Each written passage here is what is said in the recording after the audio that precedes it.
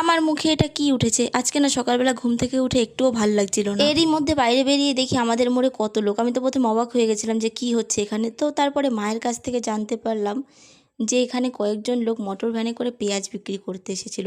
প্রতি কেজি পেঁয়াজের দাম 10 টাকা। তো এই শুনে অনেক মানুষ ভিড় জমিয়েছিল। এইদিকে আখের গুড় ভিজিয়ে রেখেছিলাম। আসলে আমার লো প্রেশার, তো এইজন্য ডাক্তার আমাকে বলেছে প্রতিদিন দুপুরবেলা আখের গুড় ভেজানো জল খেতে। তো যেমন কথা তেমন কাজ। এরপর স্নান করে এসে একটু গজা খেয়ে নিলাম। এই দেখো আমার ঠোঁটের নিচে কি হয়েছে, ধরাই যাচ্ছে না। একটু ফাটাতে গেছিলাম কিন্তু পুরো ব্যথায় মরে যাচ্ছিলাম। দুপুরে মাছের ঝোল, ডাল আর বেগুন ভাজা দিয়ে ভাত খেয়ে নিয়েছিলাম। তারপর বিকালে পড়াতে গিয়েছিলাম। পড়ানোর পরে গিয়েছিলাম একটু বান্ধবী বাড়ি পড়তে গেলে কি আর পড়া হয়? দেখো ও ফোন ঘাঁটছে, এদিকে আমি আবার একটু ভিডিও করছি। এই করে আর আমাদের শেষ পর্যন্ত পড়াই হয়নি। তারপর আমি বাড়ি এসে দেখি পাপা চিকেন পকোড়া আর ভেজিটেবল চপ নিয়ে এসছে। আবার আমিও নিয়ে এসেছিলাম চাউমিন। তো আজকের দিনটা এইভাবে কাটলো। Bye bye.